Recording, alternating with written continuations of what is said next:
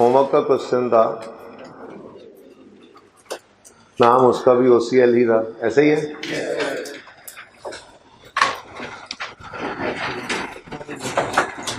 लेकिन इसके अंदर एसिड्स 2 थे, ठीक है।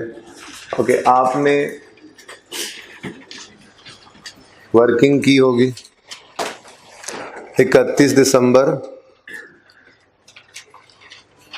14 वाले साल की, ऐसे ही है।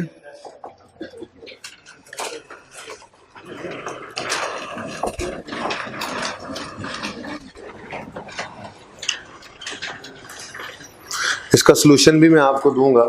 जो मैं बात करना चाह रहा हूं वो ये है कि अगर आपको नोट बनाना पड़े, ठीक है, और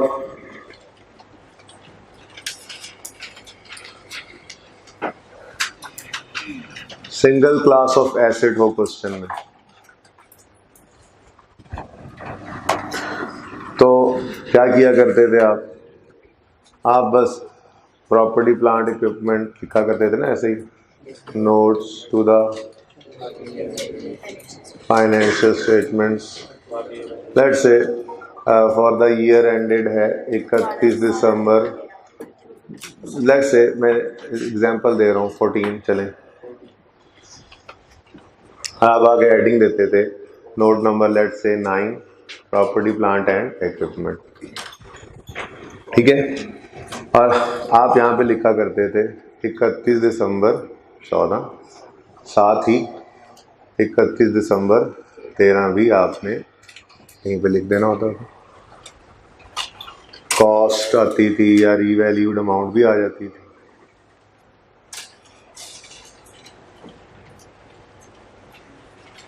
फिर उसमें से लेस करते थे एक्यूमुलेटेड डेप्रीसिएशन और WDV।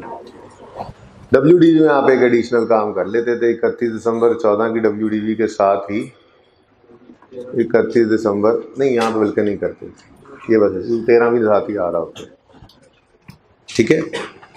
अगली बात, अगर सवाल में मल्टीपल क्लासेस आ रही हो एसिड्स की,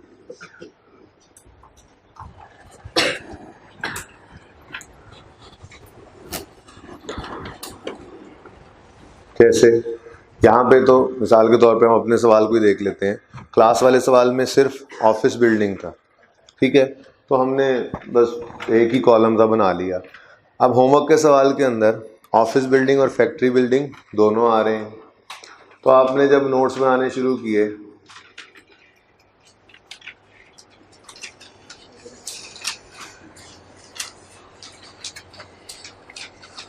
जब आपने 31 दिसंबर 14 की बात की, आपने यहाँ पे हेडिंग बनाई प्रॉपर्टी प्लांट एंड इक्विपमेंट की, तो मसला क्या हुआ, आपको यहाँ पे factory building, office building, then total का कॉलम देना पड़ा, ठीक है, जैसे हमने फैम वाले क्वेश्चन में किया था, टेस्ट वाले क्वेश्चन में, या जैसे आपने कार्ली वाला क्वेश्चन होमवर्क में किया हुआ है, या जैसे हमने ज़िंदगी में पहला नोट बनाया था हैंड आउट, जो छोटे छोटे क्वेश्चंस थे, ऐसे ही करते थे ना जी। अब अगर वो सवाल कह दे पर्चे के अंदर सिंगल क्लास देकर कंपैरेटिव ईयर भी बनाओ, तो आपके एक ही सफ़े के ऊपर 2 साल का नोट तो बन सकता है। लेकिन अगर वो मल्टीपल क्लासेस दे दे और सवाल में लिखे prepare note for the year 31 December 14 also comparative भी मांग ले, तो फिर क्या करोगे? क्या यहाँ पे फैक्ट्री बिल्डिंग 2 करोगे, ऑफिस बिल्डिंग 2 करोगे और टोटल्स 2 करोगे? मुसीबत में पड़ोगे।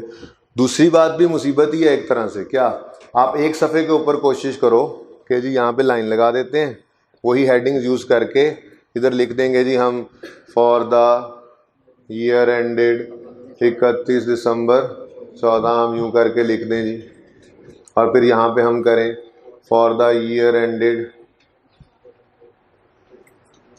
31 दिसंबर 13, और यहाँ पे भी हम फिर दोबारा से फैक्ट्री बिल्डिंग लिखें, ऑफिस बिल्डिंग लिखें और टोटल लिखें। तो इतना लेंथी पेज कहाँ से लाएंगे आप पोर्ट्रे में? आप कह रहे जी हम लैंडस्केप कर लेते हैं, तो लैंडस्केप में फिर इधर इतनी गुंजाइश कैसे निकालेंगे कि सारा नोट बन सके? तो भाई ध्यान से तवज्जो से सुन लें। अगर मल्टीपल क्लास ऑफ एसेट्स आ जाएं तो आपने एक नोट 14 का बना लिया मुकम्मल, हर तरह से मुकम्मल, कॉस्ट या रीवैल्यूड अमाउंट की हेडिंग आई, सब कुछ आपने लिख लिया। फिर एक्यूमुलेटेड डेप्रिसिएशन सब कुछ लिख लिया, WDV।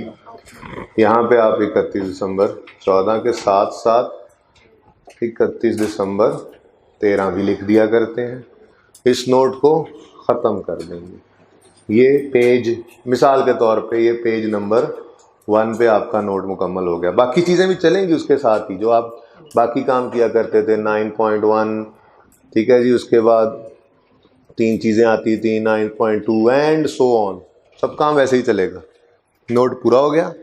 उसके बाद 13 का नोट बनाना है तो आपको नए सफ़े के ऊपर जाकर अगेन सारी प्रैक्टिस करनी पड़ेगी। Notes to the financial statements for the year ended 31 December 13, और फिर आप यहाँ पे लेट्स से 9 नंबर ही लगा दें।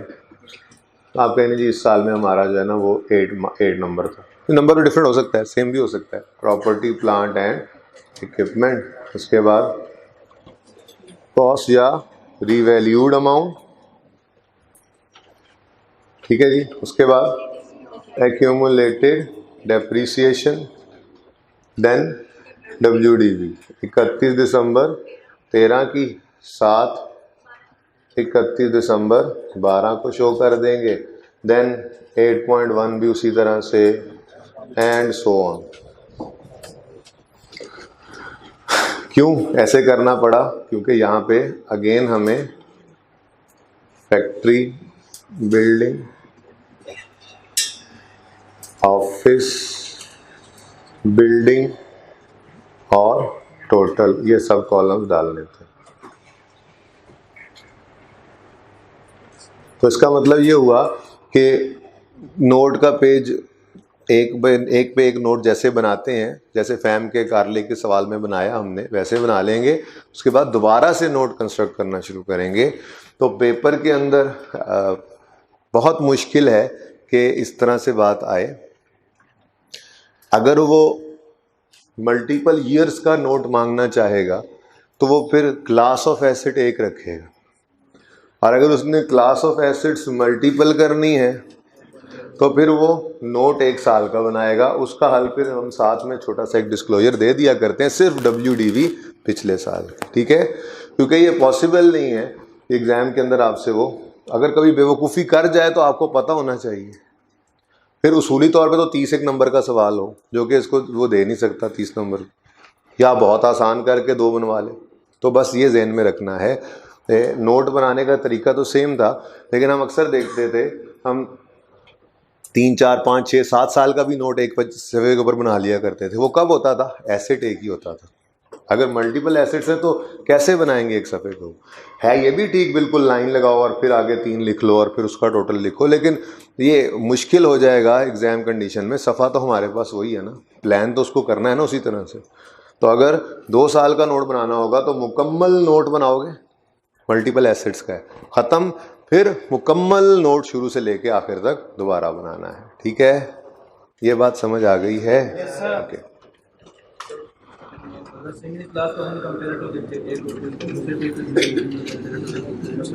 नहीं, फिर क्यों आप दूसरे सफ़े पे लिखें? फिर आप क्यों मुसीबत में पड़े? क्यों ना टाइम बचाएं?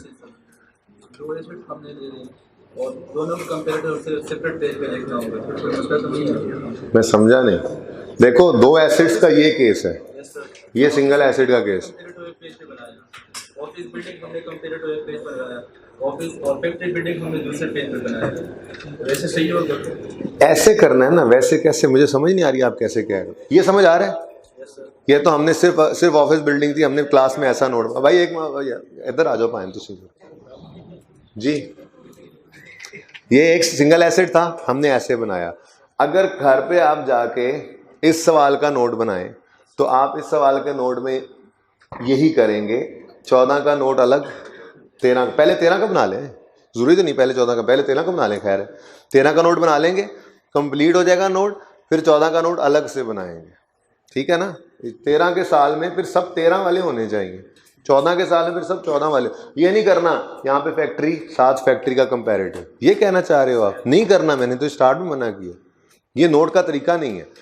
उसूली तौर पे नोट इस तरह से ही बनता है, प्रैक्टिकली फाइनेंशियल स्टेटमेंट्स में क्या हो रहा होता है, सिर्फ उस साल का नोट बनता है जिस साल में आप होते हैं, और पिछले साल की सिर्फ बुक वैल्यू यहाँ पे हम दिखा देते हैं, ठीक है। और अगर आपको 13 का नोट चाहिए तो पिछले साल की फाइनेंशियल स्टेटमेंट्स खोल के आपको वो नोट देखना पड़ता है, ठीक है ना।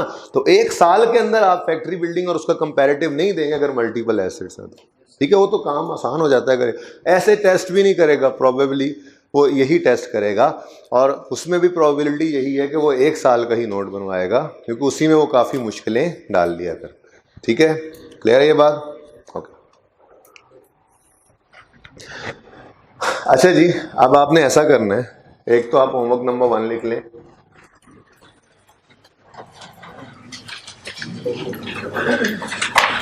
संडे है ना, संडे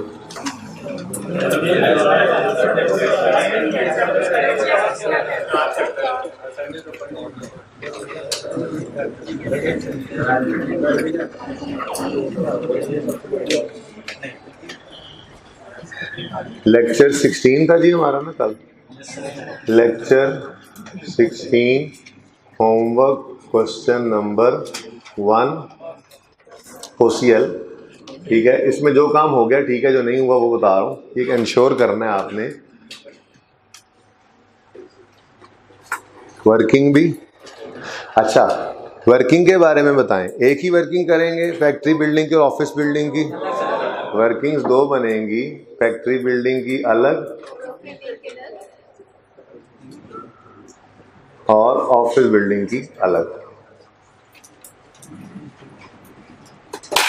और जाहिर सी बात है ये 13 और 14 दोनों साल के लिए दोनों वर्किंग्स बनाएंगे आप, रिक्वायरमेंट को छोड़ दें आप, रिक्वायरमेंट में सिर्फ 14 है, नहीं आपने 13 और 14 दोनों साल का काम करना है, ठीक है, सही है। उसके बाद आप जर्नल एंट्रीज करेंगे, जर्नल एंट्रीज भी दोनों साल की। उसके बाद आपने नोट बनाना है, वो भी दोनों साल का, ऐसे अलग अलग। पहले 13 का बना लेना तसल्ली से, फिर 14 का तसल्ली से बना लेना है। और 2013 एंड 2000 ये सारे काम इंश्योर, जो काम कर लिया इनमें से वो रहने देना। जर्नल एंट्रीज तो एक साल की इकट्ठी होंगी ना, नहीं अलग अलग, डेप्रिसिएशन अलग, रिवैल्यूएशन अलग।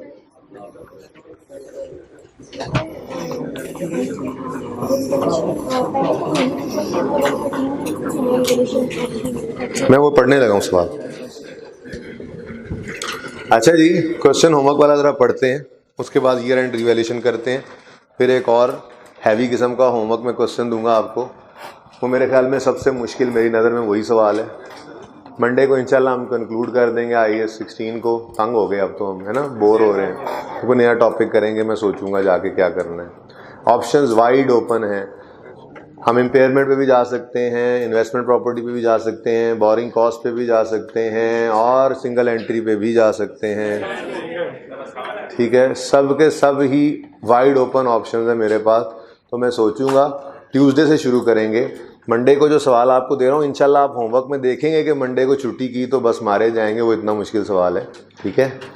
IKF ने एक्स्ट्रा प्रैक्टिस मटेरियल भेजा था लास्ट टाइम, उसमें वो क्वेश्चन था, तो लास्ट टाइम तो चूंकि वो लेट आया था क्वेश्चन, तो मैंने रिवीजन क्लास के अंदर बच्चों को वो सवाल करवाया था, लेकिन चूंकि अब ऑलरेडी है हमारे पास तो उसको हम कर लेंगे, ठीक है जी।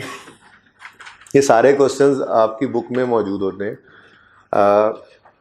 आपकी मर्ज़ी है, क्वेश्चन बैंक, पास पेपर, अलग अलग मैनेज कर सकें तो आई के भी study text, question bank, extra material, rise की बुक, ये सारी चीज़ें आप एक बुक ले लेंगे तो उसके अंदर ये सारी चीज़ें एमसीक्यूज़ के समेत ही मौजूद होती हैं। ठीक है, बुक्स आई थिंक अवेलेबल हो गई हैं, मुझे पिछली क्लास के बच्चे बता रहे थे, तो वो रख लीजिएगा। लेक्चर नोट्स देता रहूँगा, पर उसमें ये हो जाएगा कि 2-3-4 लेक्चर जब हो जाया करेंगे तो एक सफ़े के ऊपर लिख के दे दिया करूँगा, लेक्चर 1 में हमने ये क्वेश्चन क्लास में किया था, ये होमवर्क था, ये क्लास में किया था, ये होमवर्क था, ये क्लास में किया था। क्योंकि अब वो क्वेश्चंस बुक में मौजूद होंगे, पास पेपर का है, चाहे प्रैक्टिस क्वेश्चन है बुक के अंदर मौजूद है, चाहे क्वेश्चन बैंक का क्वेश्चन है, चाहे एक्स्ट्रा मटीरियल है, चाहे वो MCQs है। ठीक है, तो जहाँ ज़रूरत पड़ेगी वहाँ पे क्वेश्चन हैंड आउट पे लिखा हुआ भी मिल जाया करेगा आपको। इसलिए अब आप लोग इंश्योर कर लीजिएगा मंडे तक आपके पास बुक्स हों। मेरे ख्याल में अवेलेबल हैं, फोटोकॉपियर पे अवेलेबल है ना जी?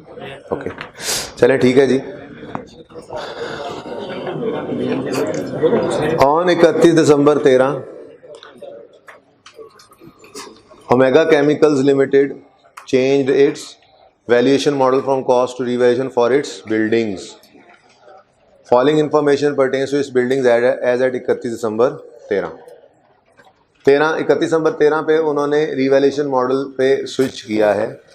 क्वेश्चन सेम था, एक एसेट की हद तक और एक साल की हद तक।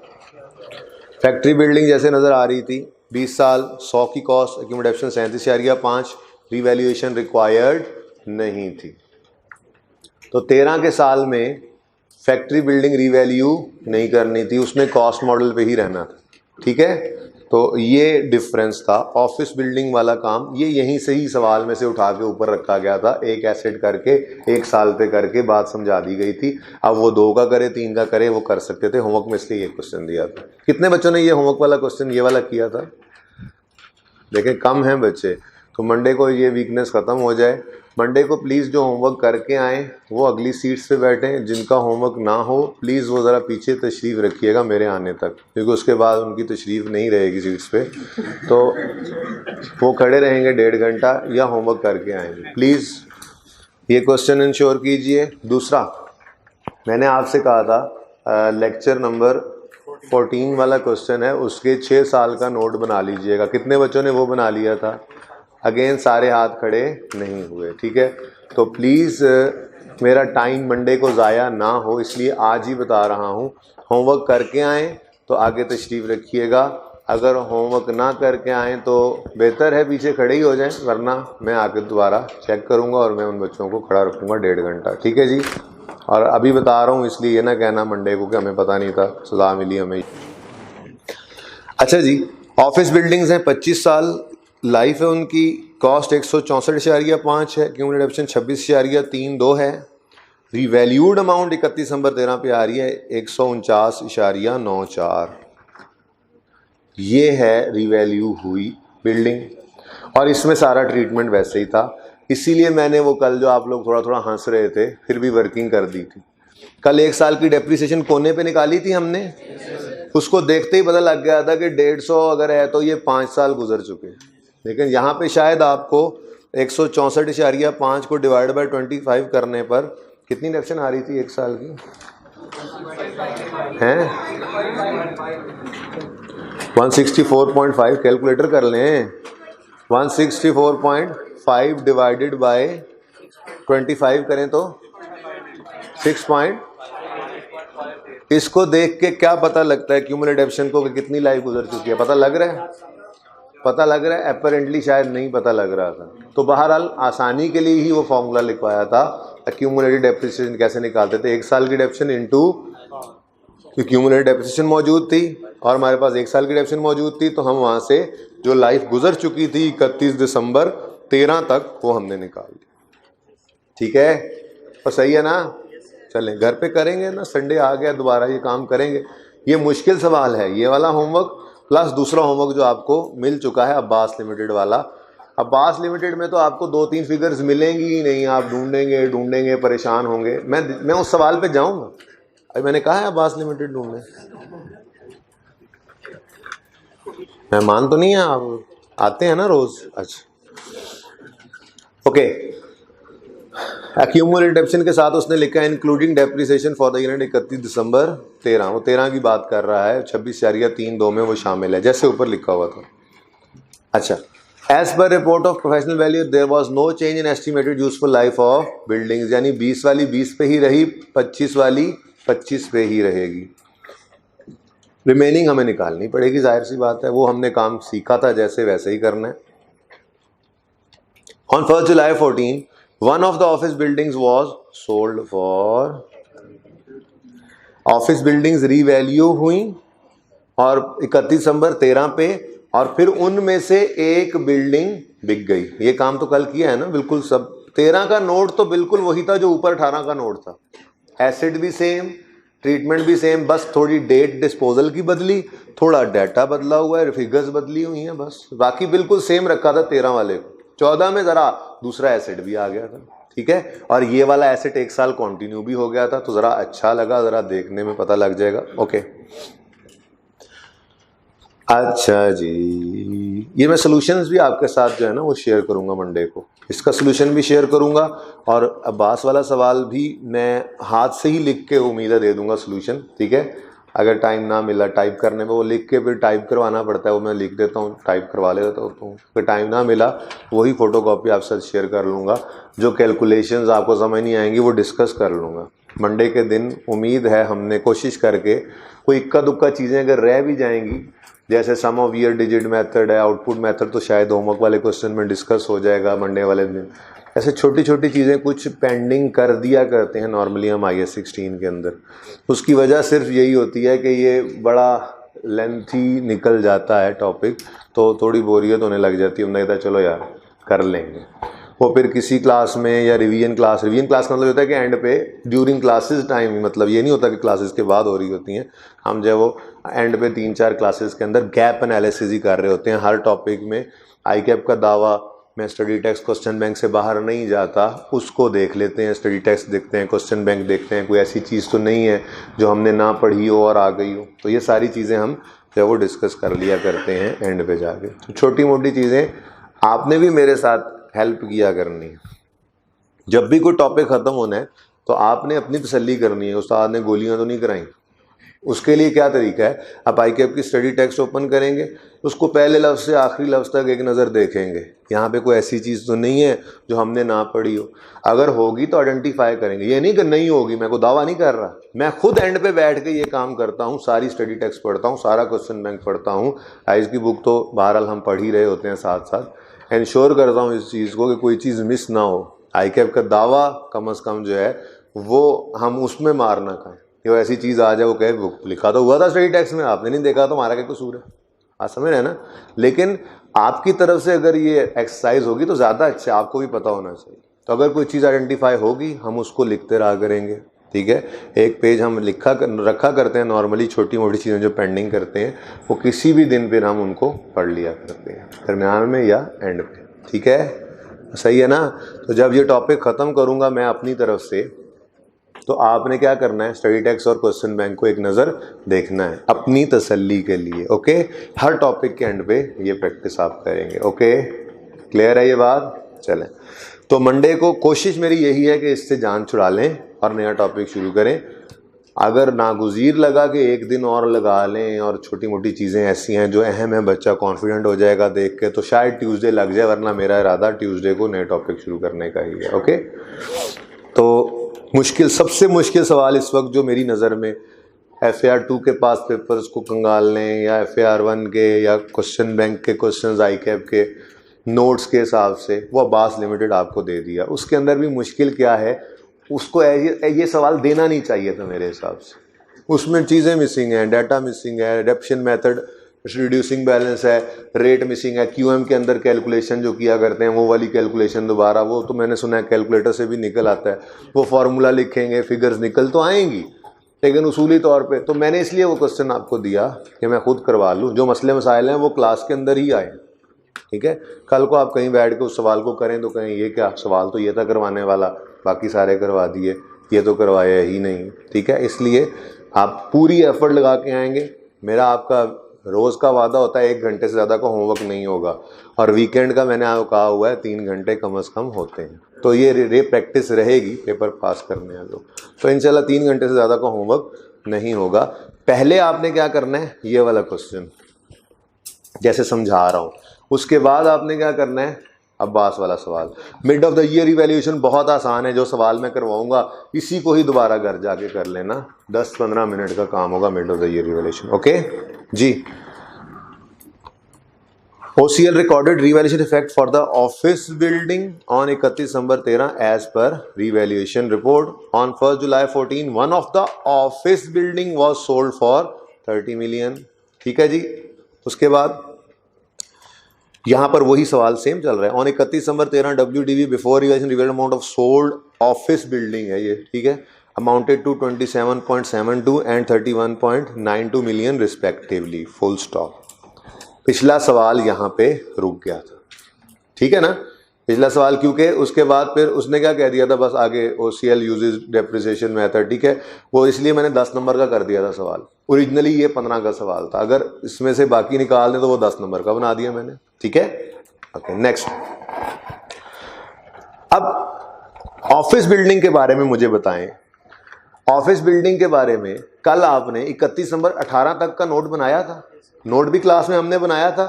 तो 31 दिसंबर इस सवाल में 13 तक ऑफिस बिल्डिंग का नोट भी बन जाएगा कंप्लीट। 31 दिसंबर 13 तक की वर्किंग भी हो जाएगी, एंट्रीज भी हो जाएंगी, कोई मसला। अभी छोड़ो फैक्ट्री बिल्डिंग को, और 14 का साल आ जाए, क्या ऑफिस बिल्डिंग्स सारी खत्म हो गई हैं? नहीं, पड़ी है ना। तो 14 के साल में ऑफिस बिल्डिंग की वर्किंग कंटिन्यू होगी, बोलो, ये गौर से सुनो, ठीक है, ये करना है ना आपने घर जाके। ऑफिस बिल्डिंग की वर्किंग कंटिन्यू होगी, कोई डिस्पोजल तो है नहीं, जो रिमेनिंग है उसको रिमेनिंग लाइफ पे डेप्रिशिएट करना है, सरप्लस को ट्रांसफर करना है, बस। तो ऑफिस बिल्डिंग के तो फिर यही 2 एंट्रीज आएंगी, डेप्शन डेबिट एक्यूमुलेशन क्रेडिट, और surplus debit retained earning year and, ठीक है ना। 13 के साल में रिवैल्यूएशन हुई एंड पे, 14 में दरमियान में डिस्पोजल हुआ, 14 के एंड पे ये एंट्रीज करके इसको पारे कर दिया, यानी कि 14 तक इसमें कोई मसला नहीं है, ठीक है। 31 दिसंबर 14 तक ऑफिस बिल्डिंग में कोई मसला है। 31 दिसंबर 14 तक ऑफिस बिल्डिंग वही सवाल है जो हमने क्लास में किया था, सिर्फ उसके अंदर 31 दिसंबर 18 डेट है और फिगर्स डिफरेंट हैं। Is it clear? अब कहानी शुरू होती है फैक्ट्री बिल्डिंग की। फैक्ट्री बिल्डिंग 13 में हमारे पास आ रही थी, बोलो, 13 में वो रीवैल्यू नहीं हुई, इसका मतलब 13 में उसकी सिर्फ डेप्रिसिएशन की एंट्री होगी, उसके अंदर रिवैल्यूएशन ट्रांसफर कुछ भी नहीं हो रहा, डिस्पोजल भी नहीं हुआ, ठीक है।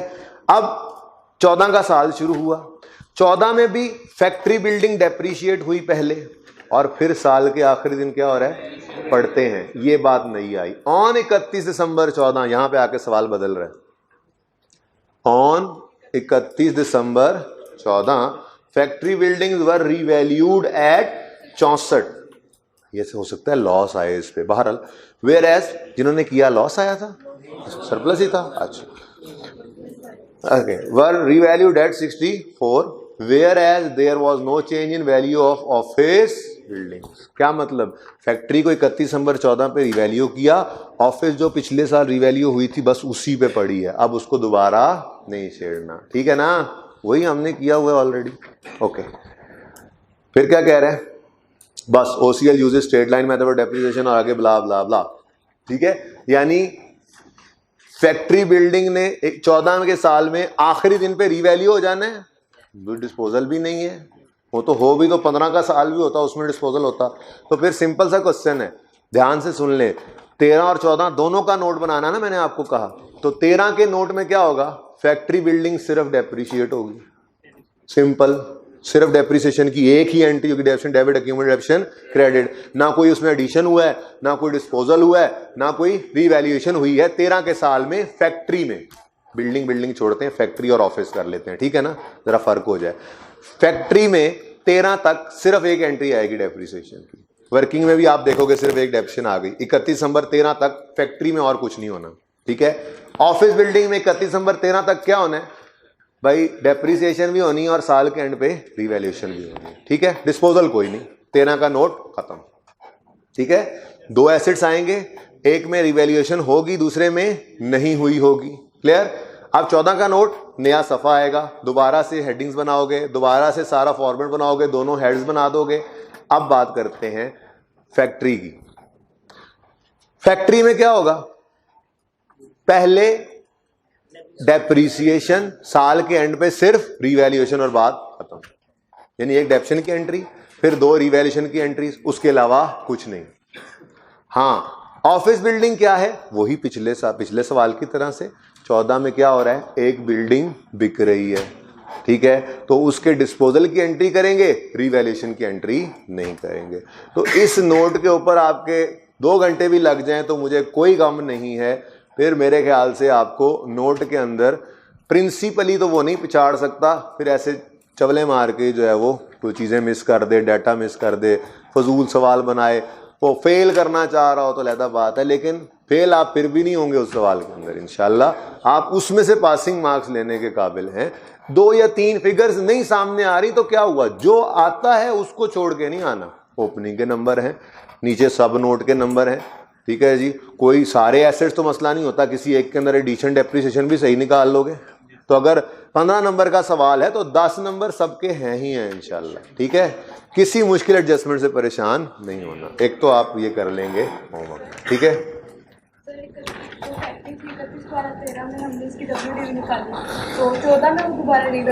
जी, तो हम दोबारा उसकी डेप्रिसिएशन निकाल के जी बिल्कुल। आप 13 पे तो WDV मौजूद है ना, ये 13 पे तो 100 नहीं मौजूद, ठीक है, वो निकाल लें, कोई मसला नहीं। 100 में से 37.5 निकाल के WDV आ रही है ना।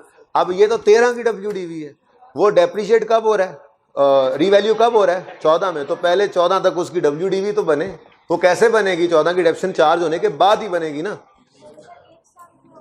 जी। 1 ही साल की होनी है, जाहिर सी बात है। 1 जनवरी 14 से 31 दिसंबर 14 तक, 31 दिसंबर 13 तक की डेप्शन तो चार्ज हो चुकी हुई है। 14 के साल में सिर्फ 1 साल की डेप्शन। और जी, और इंपॉर्टेंट होमवर्क है ये।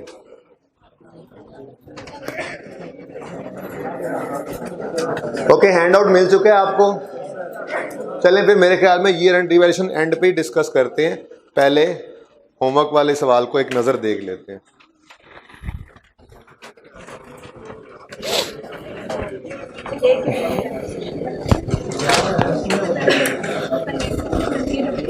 ये क्वेश्चन सॉल्व्ड फॉर ये जो है ना ओसामा लिमिटेड, ये मैं आपको ज़बानी लिखवाता हूँ।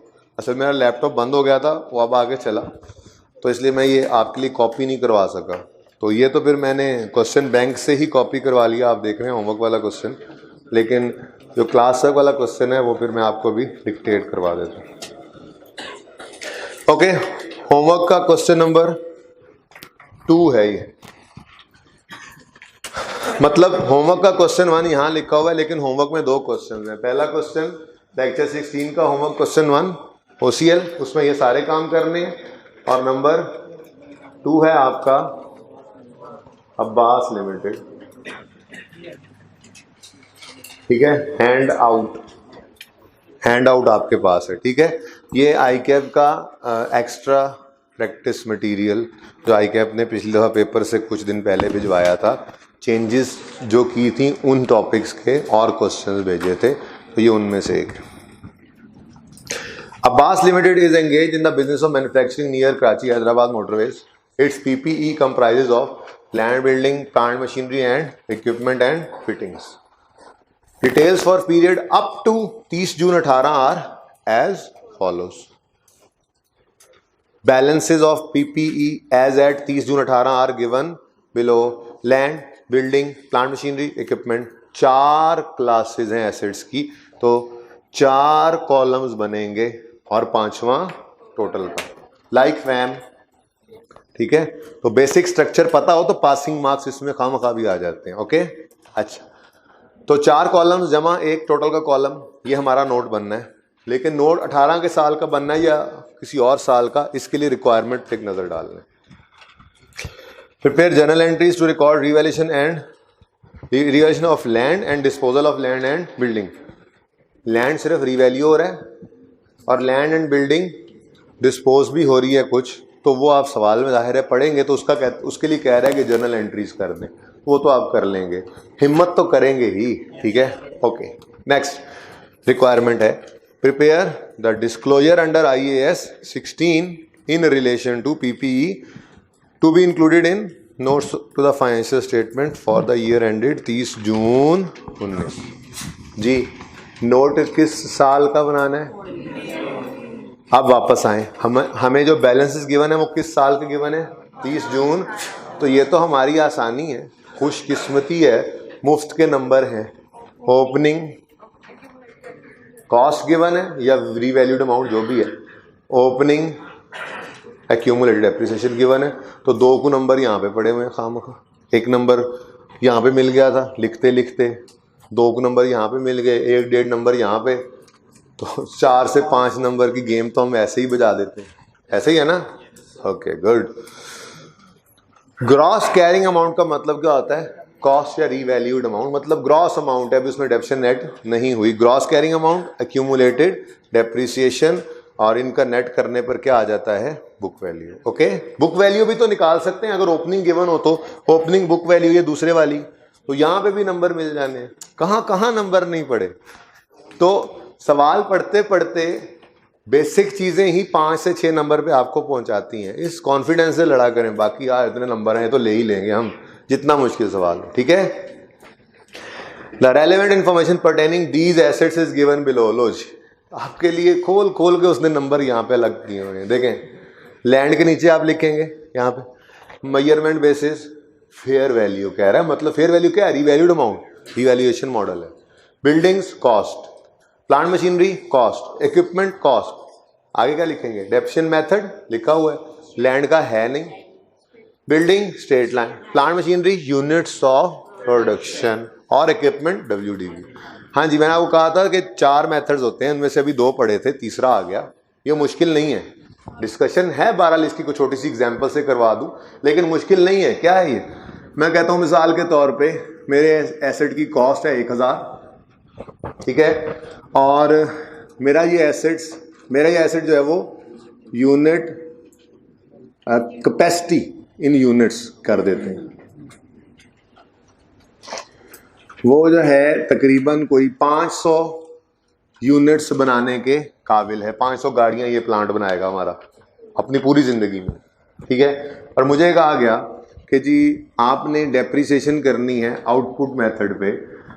मैंने कहा अच्छा फिर बताओ जी, जो हमारा करंट ईयर है, मिसाल के तौर पे पहला साल है, ईयर 1 है, तो मैंने उससे कहा अच्छा इस साल में फिर प्रोडक्शन कितनी की है? ईयर 1 उसने कहा जी यूनिट्स प्रोड्यूस्ड जो हैं वो तो कोई 100 है, 100 गाड़ियां उसने इस साल में बना दी। हो सकता है अगले में 50 बनाए, हो सकता है अगले में 200 बना दे। इसीलिए तो ना स्ट्रेट लाइन ना रिड्यूसिंग बैलेंस पे चल सकते हैं। कभी बराबर हो तो स्ट्रेट लाइन लगा देते, फायदा याद आ रहा है। मेथड चुनने के लिए हम इकोनॉमिक बेनिफिट एसेट और डेप्शन को हम एक जैसा करते हैं।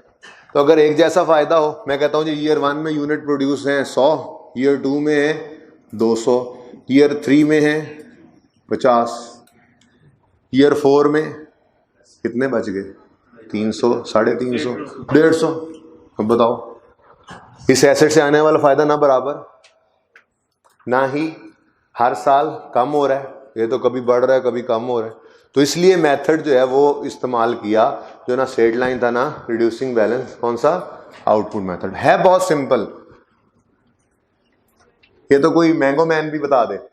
हम क्या कहेंगे जी, लेट्स से हम कहते हैं depreciation for year 1, cost minus residual value, हमेशा करेंगे, है नहीं अलग बात है। सिर्फ बोलता था बार बार, सिर्फ रिड्यूसिंग बैलेंस मेथड के अंदर रेजिडुअल वैल्यू को इग्नोर करना है, बाकी जितने भी मेथड्स हैं कॉस्ट माइनस रेजिडुअल वैल्यू लाजमी करते हैं, ठीक है। ओवर 500, 100, कितनी डेप्शन आ गई? 200 रुपये depreciation. Year 2 1000, 500,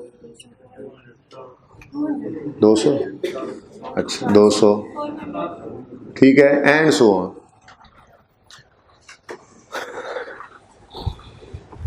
cost minus residual value over, ये करने से पता है क्या होता है? पर यूनिट डेप्रिसिएशन आ जाती है। जैसे हम ईयर्स के डिवाइड करते तो पर ईयर डेप्रिसिएशन आती थी, यहाँ पे यूनिट्स से डिवाइड करते हैं तो पर यूनिट डेप्रिसिएशन आ जाती है। टोटल इसने इतने यूनिट्स बनाने हैं, per unit depreciation divided by number. Intro में किया होगा वैसे ही मेथड आपने, ठीक है। तो चलें 12, यहाँ पे हम लिख रहे थे, अच्छा भला पता नहीं कहाँ चले गए, मेथड्स लिख देंगे, उसके बाद रेट या यूजफुल लाइफ लिख देंगे। तो आधा सवाल तो बस इसी काम में उड़ गया है। अब हुजम देख देख के परेशान होने वालों को आधा सवाल तो सिर्फ नंबर देने आया। ओके, अच्छा जी, उसके बाद पॉइंट 3 में Abbas limited uses proportionate policy to depreciate its property plant and equipment, मतलब मंथली बेसिस पे करते हैं, प्रोपोर्शनेट बेसिस यही कहते हैं, मंथली बेसिस के ऊपर, ठीक है। पॉइंट नंबर 4 एंड सर्कल कर लें।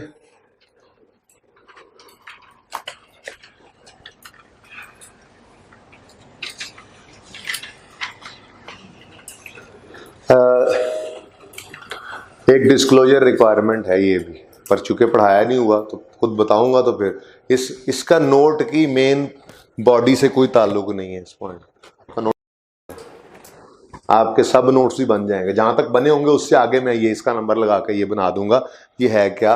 बेसिकली इसको समझाना इसलिए थोड़ा सा मुश्किल यहाँ हो जाता है, वरना मसला नहीं था। अगेन फाइनल अकाउंट्स ना होने की वजह से, इनकम स्टेटमेंट बैलेंस शीट ना होने की वजह से। लेकिन आपसे थोड़ी सी बात की थी मैंने, आपको याद हो तो, कि IAS 1 की प्रेजेंटेशन में नहीं इजाज़त के सेल्स के ऊपर हम लेस एक्सपेंसेस करके एक्सपेंसेस के नाम लिखें, याद आ रहा है? हमने कहा था जी वो टोटल लाइन आइटम्स 5-6 ही हैं, sale less cost of sale GP, add other income less admin, selling, finance expense और अदर एक्सपेंस, बस ऑपरेटिंग इन्हीं को कहते हैं, एडमिन एंड सेलिंग को, ठीक है। तो ये 4 से बाहर कोई एक्सपेंस नहीं जाना चाहिए। 5वां कॉस्ट ऑफ सेल है, वो भी एक्सपेंस ही होता है। अब जब एक बिल्डिंग है, ये हमारी बिल्डिंग है, इसमें आधी जगह जो है 6-7 रोज तक वहाँ पे हमारी फैक्ट्री लगी हुई है, फिर कैमरे से इस तरफ जो है हमारा एडमिन डिपार्टमेंट है और दरवाजे के सामने हमारा सेल डिपार्टमेंट है। बिल्डिंग तो हमारी एक ही है। इस बिल्डिंग का किराया अगर हमारी ओन्ड नहीं है, खर्चा तो है लेकिन ये खर्चा सारे का सारा एडमिन का नहीं है, सारा सेलिंग का नहीं है, सारा कॉस्ट ऑफ सेल का नहीं है, अपॉर्शनमेंट करनी पड़ेगी। या ये ओन्ड बिल्डिंग है तो इसकी डेप्रिसिएशन एक एक्सपेंस तो है, लेकिन ये सारा एडमिन का नहीं है, सारा सेलिंग का नहीं है, सारा कॉस्ट ऑफ सेल का नहीं है, अपॉर्शनमेंट हुआ करती है एक्सपेंसेस की। तो कॉस्ट के टॉपिक में जाके हम इंशाल्लाह मैन्युफैक्चरिंग अकाउंट सीखेंगे तो मैं फैक्ट्री बनाऊंगा भी सही, मजीद समझ आएगी अपॉर्शनमेंट की। तो अगर कभी अपॉर्शनमेंट हुई पड़ी हो, उसूली तौर पे ये सब नोट यहाँ नहीं बनाना चाहिए था, क्योंकि इनकम स्टेटमेंट बैलेंस शीट निकाल के ले गया यहाँ से IAS 1 वाली, तो FAR 2 में बहरहाल दे दिया तो आसान सी बात है, सिखा दूंगा। तो अपॉर्शनमेंट अगर हुई पड़ी है तो वही अपॉर्शनमेंट बस आपको लिख के बतानी होती है, ठीक। डेप्रिसिएशन टोटल तो ये है, इसमें से इतनी एडमिन में, इतनी सेलिंग में, लेकिन इसको आपने इग्नोर करना है, बाकी नोट बनाना है। ये मैं खुद मंडे को आपके साथ डिस्कस करूंगा, okay. Point 5, equipment was purchased on 1st July. No disposal and acquisition took place in the period up to 30 June 18। Equipment में एक मसला है, वो मसला क्या है? क्या मसला है? मैं कैमरे को देख रहा था कि वो उधर देख रहा है। अच्छा, मुझे देख रहा है, वाह जी, ओके। हाँ, तुम देख लो, देख लो, उधर ही मुंह करके बैठो जी। WDV मेथड डेप्रिसिएशन का है, आपको पता है WDV मेथड ऑफ डेप्रिसिएशन में अगर रेट गिवन ना हो तो फॉर्मूला से निकलता है, ऐसे ही है, ऐसे ही है ना। अब इसमें गड़बड़ थी, इसमें गड़बड़ यह है कि WDV मेथड है और रेट गिवन नहीं है। रेट गिवन ना हो तो रेट तो निकालना पड़ेगा, कहीं से लाइफ निकल आए, फॉर्मूला हो, ठीक है। अब वो गड़बड़ थी, डाटा पूरा नहीं था यहाँ पे, तो वो QM आपने AFC के अंदर किया होगा, उसके अंदर कोई एक कैलकुलेशन सीखा करते थे आप, वैसे सुना है वो फिगर कैलकुलेटर से भी निकल आती है, सुना है मैंने, बस वो मुझे नहीं आती क्योंकि मेरा AFC बहुत पुराना हुआ है, तो आपने वो फिगर कैलकुलेट करने की कोशिश करनी। बहरहाल मंडे तक ना होगी तो फिर मुझे समझानी पड़ेगी, मैं किसी QM के उस्ताद से पहले क्लास पढ़ के आ जाऊँगा आप लोगों के लिए, ठीक है। Okay, next. Until 30 June 18, 12,000 units had been produced by Abbas in its factory. Plant and machinery does not have any residual value. No addition disposal took in plant. अच्छा, आउटपुट मेथड वाले का डेप्रिसिएशन रेट तकरीबन आने लग गया। क्या कह रहे हैं, 30 जून 18 तक कितने यूनिट्स बना चुका है? अच्छा, और लैंड हैड एक्चुअली कॉस्ट 15, ये डाटा डिफरेंट दिया हुआ है, और assume that value of land building is spread evenly across the area occupied. इसका मतलब ये है कि वो कहता है कि जितनी value total land and building की नजर आ रही है ना, जो रिवैल्यूएशन होगी अभी नजर आएगा, वो ये कहता है कि जो रिवैल्यूएशन है लैंड एंड बिल्डिंग की परसेंटेज कितनी है। ऊपर देखें पॉइंट नंबर 3 में, सिर्फ इतना यूज कर लेना, पॉइंट 3 को पढ़ लेना ना एक बार। वो क्या कह रहा था, factory floor areas occupied by factory and office are 60-40। क्या मतलब? यहां तो नहीं पता लगा, यहां तो नहीं पता लगा इस पॉइंट का। चलें बहरहाल मुख्तलिफ डाटा दिए हुए हैं, सवाल को 3 को दफा पढ़ना पड़ेगा। मैंने वैसे तो कहा हुआ ना 2 दफा सवाल पढ़ के शुरू करना, इसको 3 एक दफा पढ़ोगे, एक बार मैं पढ़ा रहा हूं, फिर कहीं जाकर कोई आध कुछ अद्धा सवाल समझ आएगा, ठीक है। लेकिन इससे परेशान नहीं होना, यही तो सिखा रहा हूं आपको, मुश्किल सवाल भी कर लेंगे आप पासिंग मार्क्स तक। बहरहाल इस तरह का सवाल नहीं होता, जो सवाल जिस तरह में मुश्किल तरीन कर सकता है वो हम ऑलरेडी कर चुके हैं, या टेस्ट के अंदर मजीद करके देख लेंगे, लेकिन हमने इसको भी तैयार कर लेना, ठीक है। ओके, अब 19 का साल शुरू हो रहा है, ऊपर सारा डाटा गिवन था डिफरेंट। अब कहता है following information pertains to year ended 30 June 19। On यकम July 18 land was revalued by 20 million. 2 बार आ गया ऑन यकम जुलाई 18। चलें, the value of determined by an independent firm MS Ashfaq and company chartered accountants. सिर्फ लैंड रिवैल्यू हुआ है और साल के पहले दिन हुआ है, कर लोगे? हर चीज मुश्किल नहीं होती, आसान नंबर भी तो पड़े ही होते हैं। ये तो आसान नंबर मिल गए आपको, फॉर्मेट में भी मिले पड़े थे, 6-7 नंबर पे आप पहुंच जाओगे यहां तक आते आते, कुछ समझ ना भी आ रहा हुआ। आगे देखें, this year 5000 units were produced in the factory of air. जी जनाब, फैक्ट्री में 12,000 यूनिट्स प्रोड्यूस हो चुके थे 30 जून 18 तक, ठीक है, और 5,000 इस साल हुए। टोटल यूनिट्स कोई नहीं दिए उसने, मिसिंग इस किस्म की इंफॉर्मेशन मिसिंग है, आप खुद देख रहे हैं। तो ये अकाउंटिंग थोड़ी टेस्ट कर रहा है, ये तो यहाँ पे उसने बस वैसे ही क्यों भी चेक की हुई है। देखें, टोटल यूनिट्स गिवन नहीं है, ठीक है क्या चीज? फैक्ट्री है ना। देखो फैक्ट्री के अंदर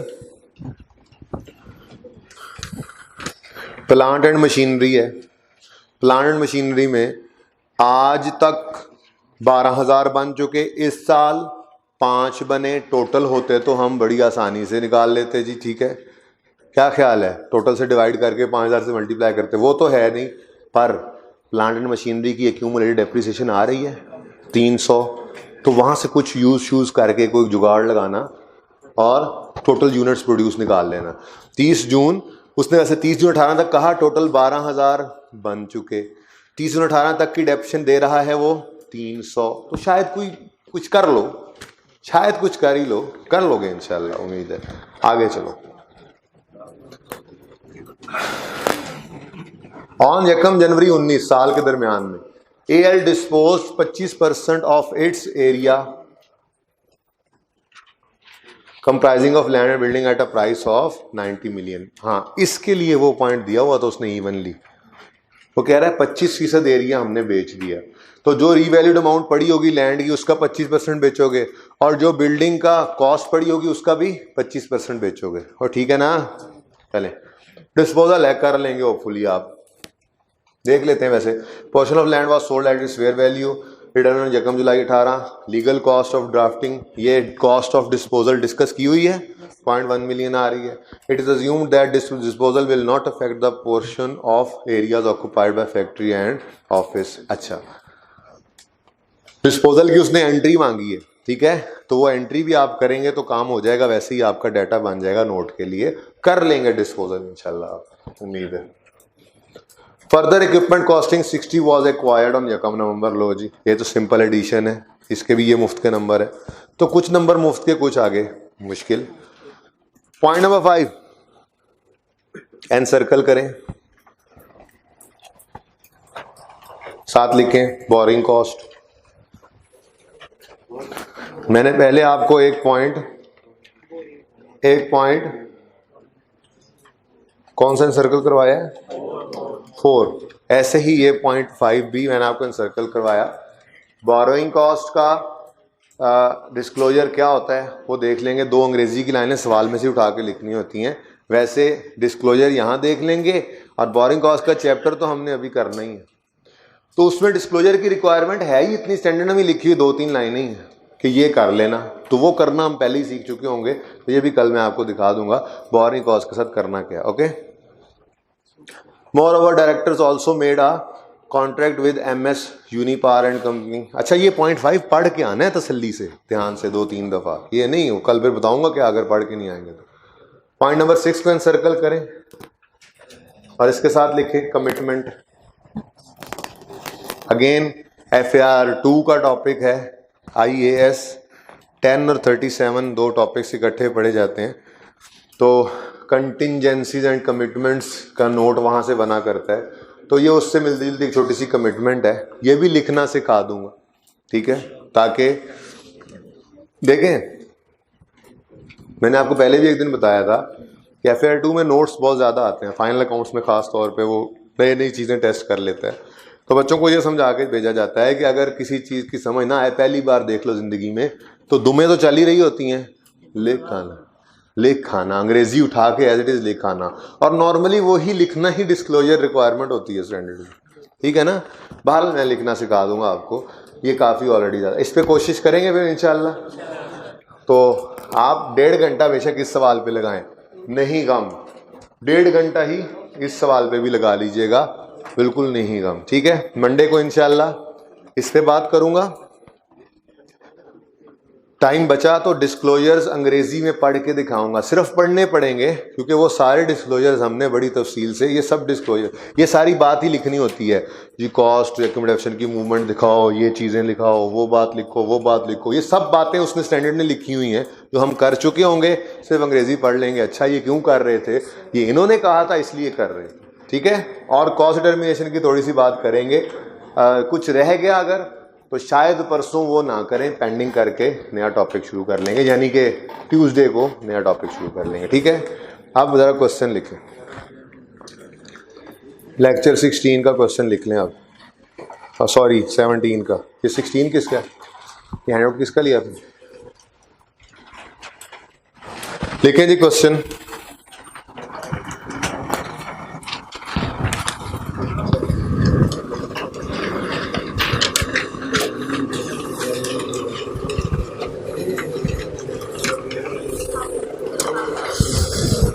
Heading when I am mid of the year evaluation.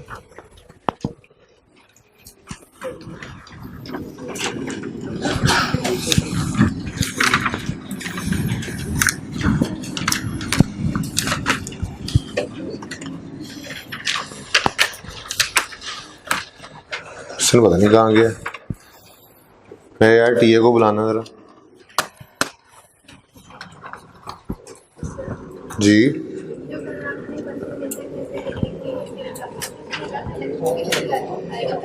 नहीं वो असल में रेक्टिफिकेशन मैंने उड़ा दी थी, वैसे ही मजाक थे आप। वो रेक्टिफाइंग एंट्री वाली रिक्वायरमेंट में से उड़ाना भूल गया था, वो उड़ा लीजिए। अच्छा है ना, ढूंढा आपने, नहीं मिला तो कुछ नहीं किया जी। ये क्वेश्चन नंबर 1 जो है सुने, क्वेश्चन नंबर 1 की रिक्वायरमेंट के अंदर इंक्लूडिंग रेक्टिफाइंग एंट्री वो गलती से लिखा हुआ, उड़ा दें, कुछ नहीं ना मिला था। मुझे लेक्चर नोट नहीं मिल रहा भाई, जरा पॉज कर दो।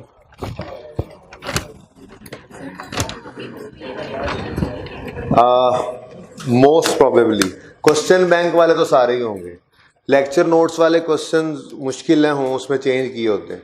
तो बहरहाल ये आगे भी प्रैक्टिस ऐसी ही रहेगी। अगर कोई क्वेश्चन ऐसा होगा जो बुक या पास पेपर या क्वेश्चन बैंक से नहीं होगा तो वो मैं आपको खुद लिखवाऊंगा या प्रोवाइड करूंगा। एंड पे कोशिश करूंगा हर टॉपिक के एंड पे इसी तरह के हैंडआउट्स बन जाएं, चाहे उस पर सिर्फ हेडिंग लगी हो और लिखा हो क्लास वर्क, ये क्वेश्चन, होमवर्क, ये क्वेश्चन, बस वो आपका एक बुकलेट सा बन जाए रिवीजन के लिए। आप वो टॉपिक खोलेंगे, ये मैं देता रहूँगा आपको, ठीक है। क्वेश्चन चाहे बुक से भी कर रहे होंगे, उसका रेफरेंस हम जो है वो लिख लिया करेंगे, ठीक है वो। लेकिन टॉपिक के एंड पे या वीक के एंड पे मैं इस तरह करके जब 6-7 लेक्चर हो जाया करेंगे वो ये नोट करते रहा करेंगे तो आपको फिर उसके बाद दे दिया करेंगे, ठीक है। और जब कभी कोई क्वेश्चन आ जाएगा जो क्वेश्चन वहाँ से करना होगा तो वहाँ से कर लिया करेंगे, ठीक है।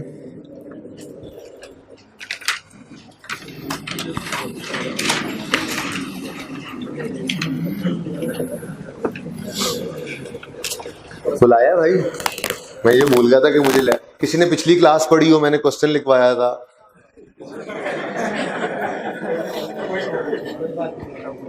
चलें जी, सवाल लिखें फिर, लिखें। ये क्या लिखा हुआ था हैंडआउट के ऊपर, नाम क्या उस सवाल का, नाम तो लिखें। उसामा लिमिटेड लिखें, उसामा लिमिटेड यूएल ब्रैकेट में लिख लें, उसामा लिमिटेड यूएल लिख लें ब्रैकेट में, क्योंकि फिर जब जब उसामा लिमिटेड लिखना होगा यूएल लिखते रहेंगे। परचेज एन एसेट, जितना को मुझे याद है कोशिश करूंगा वही डाटा लिखा जाए, क्योंकि वो हैंडआउट के ऊपर है, वो फिर आपको कॉपी होकर मिल भी जाएगा ना।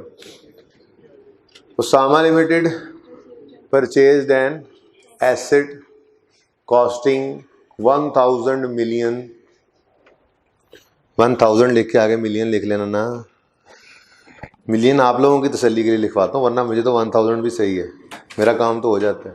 भाई वो कब तक आएगा, क्या कह रहा था?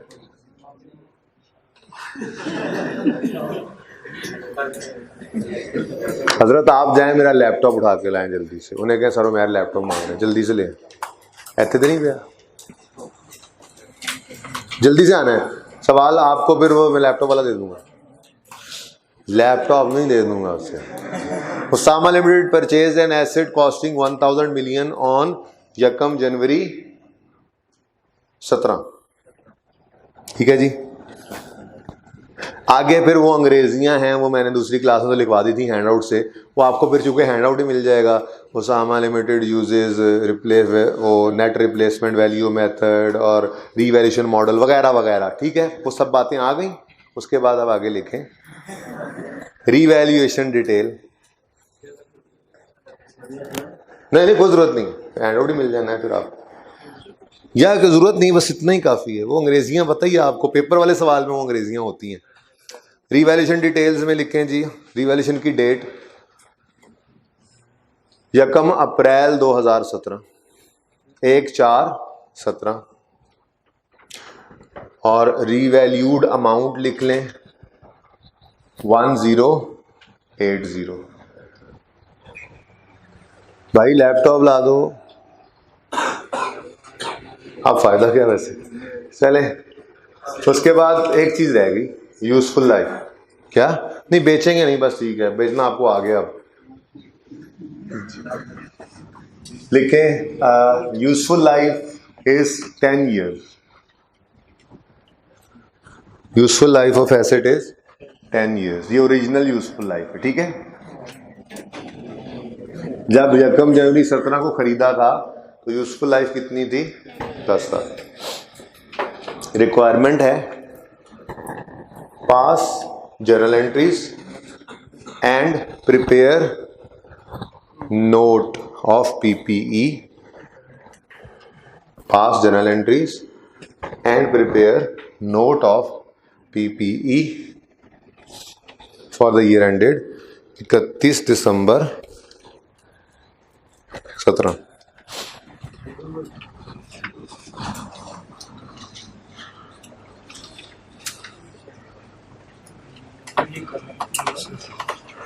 अच्छा जी, जरा थोड़ी देर के लिए आप लोगों के बॉल पॉइंट्स नीचे चले जाएं, मैं आपको क्लास के एंड पे 5 मिनट दूंगा, उसमें आप नोट करेंगे, ओके।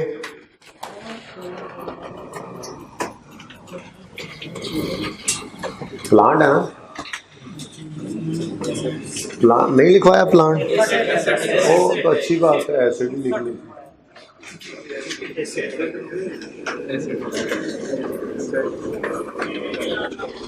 भाई सवाल 7 वाले मेरे दोस्त को सवाल, इस भाई के साथ बिठाओ और इसको सवाल दिखाओ अब लैपटॉप पे रिवैल्यूएशन। और मेरे से हैंडआउट गुम गया यार, कहीं रख दिया मैंने, आप बैठते ही नहीं, लिफ्ट ही नहीं कराते हो। भाई ये उसामा लिमिटेड परचेज्ड आप प्लांट कर लें, ताकि ये बात मैं यूँ कह सकूँ कि देखो एक ही एसेट है, वो क्लास ऑफ एसेट एक ही गिवन है, इसलिए वो मल्टीपल वाला नहीं। ठीक है, अच्छा जी, नहीं भाई अब रहने दो। यकम जनवरी 17 कॉस्ट लिखवा दे जितना की जरूरत है, डाटा बस देख लेना डाटा सही है कि नहीं जी। 1000, उसके बाद 31 दिसंबर 17 आ जाएगा। यकम अप्रैल पे रीवैल्यू हो रहा है, लेकिन पहले यकम अप्रैल पे लाना पड़ेगा, तो 3 महीने की डेप्रीसिएशन। चलो मैं 31 मार्च लिख देता हूँ, जरा समझ आ जाएगी डेप्रीसिएशन। फिर यकम अप्रैल, जैसे आदत थी 31 दिसंबर लिख के फिर यकम जनवरी लिखते थे आगे। ठीक है, तो जरा डिफरेंट हो जाए।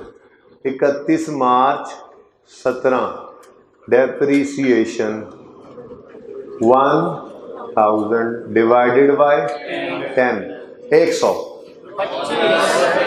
इंटू 3/12, 3 महीने जी, 25। WDV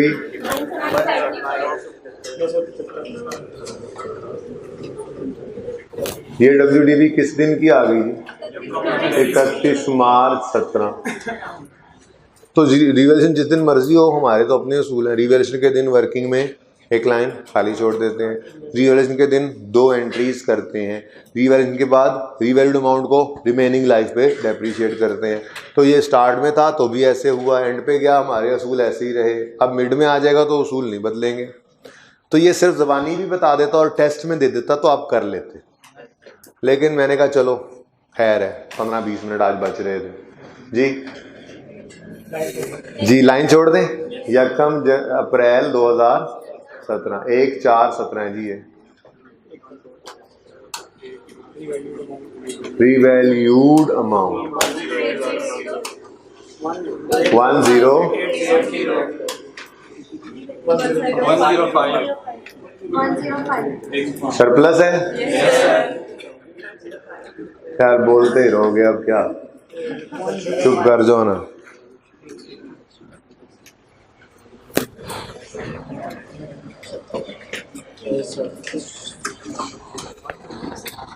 ले जी, अब आती है अगली कहानी। क्या डेप्रीसिएशन करनी है? किस दिन करेंगे? 31 दिसंबर 17 पे। डेप्रीसिएशन 1000 की करनी है, 1080 डिवाइड बाय 10 करना है, 9 करेंगे। उसूल याद करें, 10 भी नहीं करेंगे, 9 भी नहीं करेंगे। आपको कहा था रीवैल्यूएशन हो जाए तो रीवैल्यूएशन के दिन खड़े होकर रिमेनिंग लाइफ निकालनी है। भाई क्या हुआ, 3 महीने गुजरे हैं तो गुजर तो गए ना, अब 10 तो नहीं रही। 10 साल यहां उम्र थी, 3 महीने बाद वो 10 साल नहीं रही, 9 साल और 9 महीने रह गई है जिंदगी उसकी। देखें, हाँ जी लग गया पता मुझे। ये यकम अप्रैल 14/17 कितने मंथ्स गुजर गए? 3 मंथ्स पास्ट। ओके, तो रिमेनिंग लाइफ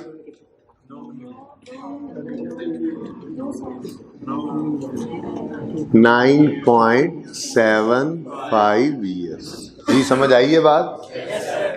9 साल 9 महीने कितने? 9.75 ईयर्स। ठीक है, तो ये छोटी सी ही चेंज थी बस, 9.75 जी। और आंसर लिख लेंगे, आंसर लिख देंगे। 9.75 कर जो दिया है, नहीं 9.75 कर जो दिया है। इंसान बन जा, खड़ा हो जा पुत्र, खड़ा हो जा। उधर मुंह करके नहीं गल करी थी। चलो यार एक्सपांड कर देना। मैंने देखा है। अच्छा, तो वो तो देखा है, लेकिन जो आवाज तुमने निकाली है मैं परेशान हो गया हूँ कि तुम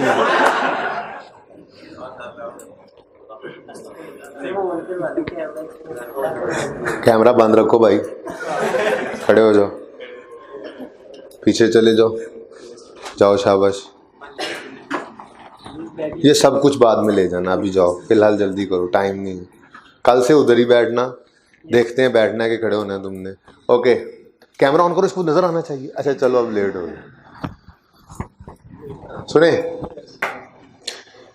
कंफ्यूज नहीं होना कि 9.75 कर दिया तो बस अब ये 9 महीने की डेफिनेशन निकालेगा। नहीं भाई, रिमेनिंग लाइफ है 9.25 साल। जैसे रिमेनिंग लाइफ 10 साल वैसे ही रिमेनिंग, भाई पहले दिन रिमेनिंग लाइफ कितनी है 10 साल, उससे 10 से डिवाइड करते थे तो हर साल की डेफिनेशन आती थी। अब 3 महीने गुजरने के बाद रिमेनिंग लाइफ 9.25 साल रह गई है ना, तो 9.25 से डिवाइड करेंगे तो वो फिर हर साल की डेप्रिसिएशन ही देगा। ये कंफ्यूजन नहीं ले लेनी कि अब 9 महीने की डेफिनेशन निकल आएगी, इससे नहीं निकली। अब भी इसकी पर ईयर डेप्रिसिएशन है। कितनी जी? ये क्या है? Cost over life. Cost over life करेंगे तो 1 साल की डेप्रिसिएशन ही निकलेगी। वो लाइफ जो है वो 9.25 साल है, 10 साल नहीं है। ये बात समझ आ गई तो हाथ खड़ा करें। फिर सुन लें आखिरी बार, 10 साल लाइफ थी, कॉस्ट बाय 10 करते थे तो 1 साल की डेफिनेशन आती थी। अब 10 साल की बजाय लाइफ 9.25 हो गई है। भाई लाइफ 9 भी तो हो जाती थी। आप डिवाइड बाय 9 करते थे तो आप फिर क्यों फ्रैक्शन लगाते थे? बोलो भाई, फ्रैक्शन का cost divide by useful life करते हैं तो वो 1 साल की डेफिनेशन ही आती है। तो 10 से डिवाइड किया था तो 1 साल की डेफिनेशन आ रही थी। अब 3 महीने बाद 10 रही नहीं, 9.25 हो गई जिंदगी, तो 1 साल की डेप्रिसिएशन ही आई है। हमें यहां पर 9/12 करना पड़ेगा। 83 कर लें। और जी यहां पे 105 ने भी रोला डाला हुआ है कि मेरे साथ भी ये सब कुछ करना है आपने। और आंसर बताएं। 8 और कहानी खत्म हो गई जी। 997 और यहाँ 97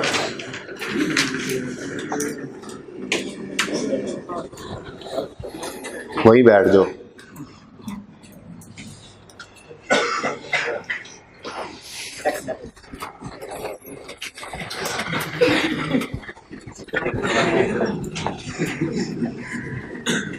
जनरल एंट्रीज करनी है। एक ही साल है हमारे पास, 31 दिसंबर 17। सबसे पहली एंट्री, ले प्लांट नहीं खरीदना खान साहब। 1 जनवरी को प्लांट नहीं खरीदा उमर ने, ओसामा ने, सॉरी जी।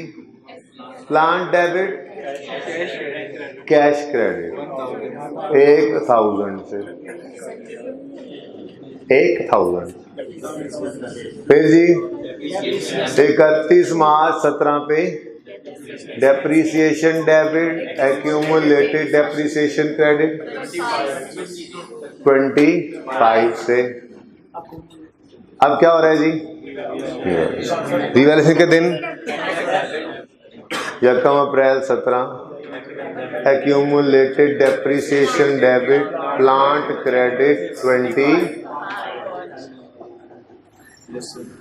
दूसरा काम, plant debit revaluation surplus credit. इसका मतलब कुछ भी नहीं बदला। तो वाकई ऐसे बस मैंने डराया हुआ था मिड ऑफ द ईयर करेंगे, मिड ऑफ द ईयर करेंगे। आज आके दुख ही लग रहा है क्या हफ्ते को आए हैं ना।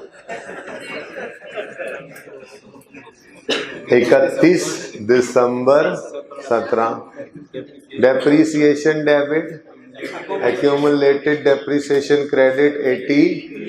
और चूंकि सरप्लस आ गया, उसके बाद डेप्रीसिएशन हुई है तो फिर सरप्लस की भी एंट्री करनी है, ट्रांसफर की रिवर्जन सरप्लस डेबिट। तो भाई काम अगर देख लिया जाए एक बार, होता हुआ जैसा भी हो, वो बंदे को इजी लगता है फिर। लेकिन उसके अलावा वो डर ही रहता है, पता नहीं क्या होगा, पता नहीं कैसे करेंगे। हालांकि दिल कर रहा था मेरा कि इसको टेस्ट में ही दे देता डायरेक्ट। नोट की बात करें, सब कुछ ऊपर लिखेंगे आप। पीपीई आज 5 कर देते हैं इसको। नंबर 5 नोट पीपीई, कॉस्ट या रीवैल्यूड अमाउंट नोट करने की कोशिश मत करो भाई। अच्छा नहीं किया बच्चों उन लोगों ने, खुद से करेंगे ये काम। मैं 5 मिनट दूंगा, कहा आपको 5 मिनट का ही काम। ओपनिंग, एडिशन, ट्रांसफर, रीवैल्यूएशन था नहीं वैसे, अच्छा, पर्चे में डिस्पोजल नहीं है, आपको पता है। इस सवाल में डिस्पोजल नहीं है, लाइन उड़ा देना, पेपर में ना लिखना। चलो मैं नहीं लिखता, मैं नहीं लिख के बताता हूँ कि नहीं लिखा तो कुछ भी नहीं हुआ। डिस्पोजल है इस सवाल में, पूरा सवाल पढ़ा ना, तो एक बार यहाँ भी डिस्पोजल लिख के वहाँ भी, पर्चे में टाइम बचाया जा सकता है। ठीक है, तो क्लोजिंग लिख दो बस गया टाइम। एक दफ़ा यहाँ डिस्पोजल नहीं लिखना पड़ा, एक बार यहाँ पेपर में प्रोएक्टिव रहे। सवाल पढ़ा, डिस्पोजल नहीं है, बस ठीक है, ठीक है। अच्छा, नहीं दिल कर रहा तो लिख लेना disposal. Accumulated depreciation, opening, transfer या डेप्रिसिएशन, जो मर्जी कर लें। देखें, स्टार्ट था तो पहले रीवैल्यू ट्रांसफर लिखते थे, एंड आया तो पहले डेप्रिसिएशन लिखने लग गए। अब यहाँ पे मिड है तो ये ध्यान से देखना ही पड़ेगा। यहाँ पे मजबूरी, यहाँ पे वो तेजी वाला काम, वो सहूलत वाला काम यहाँ पे मैं आपको मुहैया नहीं कर सकता। 2 बार डेप्रिसिएशन नहीं लिखनी यहाँ पे, तो जो मर्जी कर ले, जो रिसेंट चल रहा है वही चला लें। ट्रांसफर डिस्पोजल नहीं है तो बस क्लोजिंग लिखो, टाइम बचा लो। 31 दिसंबर 17, 31 दिसंबर 16 पे जाके पूछेंगे सवाल से ओपनिंग निकालने के लिए। ओपनिंग है ही कोई नहीं, कहीं नहीं जाएंगे। एंट्रीज नहीं देखनी, डायरेक्ट नोट बना लें। एंट्री से तो 1 मिनट में बन जाएगा नोट। 100 रुपए की एडिशन हो गई, 1000 की हो गई, ये 1000 ही था। ट्रांसफर से पहले डेप्रिसिएशन, ट्रांसफर से पहले 3 महीने डेप्रिशिएट किया था ना 25 से। अब एक काम कर लेना, यहाँ 25 लिख लेना ब्रैकेट में, क्योंकि आपको ये पता है 25 की डेप्रिसिएशन भी है और उसके बाद दोबारा डेप्रिसिएशन भी हुई थी, तो यहाँ 25 लिखोगे तो फिर वो काटना पड़ेगा। बस इतना सा काम कर लेना, मिड ऑफ द ईयर में आ जाए। डेप्रिसिएशन यहाँ पे लिख लो। अब क्या करना है, ट्रांसफर, कौन सी, रिवैल्यूएशन के दिन तक की डेप्रिसिएशन ही ट्रांसफर करनी है ना, तो वो तो 25 ही पड़ी है। ठीक है, तो 25, अगर कुछ ओपनिंग पड़ा था तो ओपनिंग प्लस 25 ट्रांसफर कर लेते हैं, ओपनिंग प्लस 25 ट्रांसफर करते, लेकिन अभी ओपनिंग निल है तो 25 क्या कर दिया आपने, ट्रांसफर। उसके बाद 83 सरप्लस बताओ बेटा, 105 जी, 1080, और यहाँ पर डेप्रीसिएशन 83, ये हो गया 83 WDV 997 ठीक है जी। बाकी सारे काम वैसे ही करेंगे पर्चे में, अभी ना करें, इतना सा नोट बना लें। तो बस ऐसे ही होमवर्क की डिस्कशन है मंडे को, वो ऐसे ही नहीं है, आपको ये समझ लग चुकी है होमवर्क की डिस्कशन, ठीक है। उसके बाद सीधा 2-3 बातें करके मेरी कोशिश होगी कि मंडे को हम पढ़का दें, IAS 16 साइड पे कर दें। कोई इक्का दुक्का चीज़ें रह गई तो वो हम वैसे ही लिख लेंगे साइड पे, और ट्यूसडे को नया टॉपिक शुरू करेंगे। आज के लिए मेरी तरफ से इतना ही। ज़िंदगी रही तो कल मुलाकात होगी, परसों। सुने, 12:15 से पहले कोई बच्चा अपनी सीट से नहीं उठेगा। उसकी वजह यह है कि मेरे कहने पे बच्चों ने नोट नहीं किया, उनको मैंने 5 मिनट देने थे। अगर ये तेज़ी से नोट करने वाले उठ गए तो उनको नोट करने में मसला होगा। टीए यहाँ पे मौजूद हैं, जो खड़ा हो उसका नाम लिख लेना, कैमरा ऑन रखें, मैं ख़ुद देखूँगा वीडियो बाद में बैठ के कि कौन उठा 12:15 से पहले। भाई मेरी रिक्वेस्ट है आप लोगों से, 3-4 मिनट यहीं पे बैठें, कोई नहीं, मैं डरा थोड़ी सकता हूँ आपको, मैं तो खुद डरता हूँ आप। भाई लेक्चर ख़त्म, ठीक है। तो आप लोग प्लीज़, अब तो 4 मिनट रह गए, 4 मिनट तक अपनी सीट्स पे तशरीफ़ रखेंगे, उसके बाद यहाँ से तशरीफ़ लेके जाएंगे, ओके।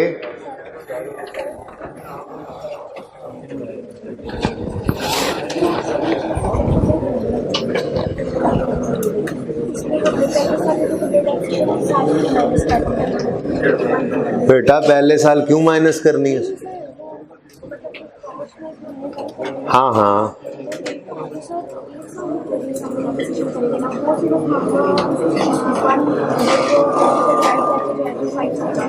हाँ जी, हाँ करके देखना, मैं सलूशन दे दूंगा, करके देख लेना सारा सवाल जैसे समझाया है।